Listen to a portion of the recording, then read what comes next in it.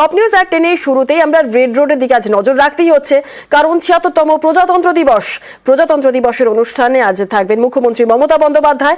Red রোডের ছবি আপনাদের দেখাচ্ছি। প্রজাতন্ত্র দিবসে রেড রোডে বিশেষ অনুষ্ঠান। রেড রোডে অনুষ্ঠান ঘিরে কড়া নিরাপত্তা।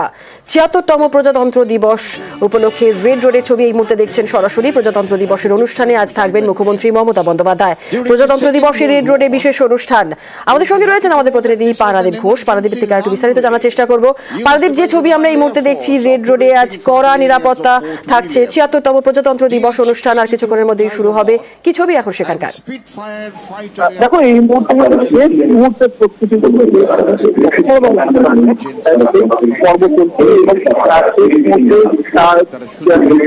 পারাদীপ, তোমার অডিও পরিষ্কারভাবে আমরা শুনতে পাচ্ছি না। আরো একবার স্থান পরিবর্তন করে কথা বললে সুবিধা হবে।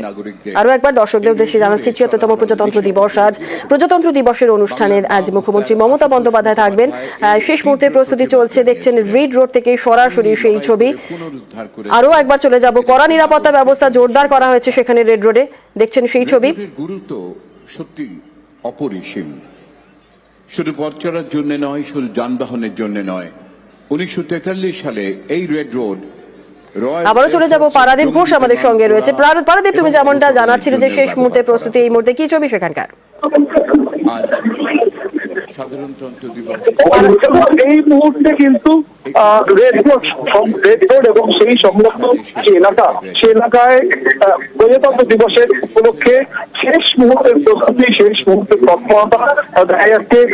ঠিক ঘড়ির কাঁটা 10টা 30-এর আশেপাশে এলেই এখানে কিন্তু এই প্রজাতন্ত্র দিবস উপলক্ষে যে আজকের উদযাপন, সেই উদযাপন অনুষ্ঠান কিন্তু শুরু হবে। এবং তুমি জানো যে প্রতি বছরের মতো এই বছরেও কিন্তু রেড রোডে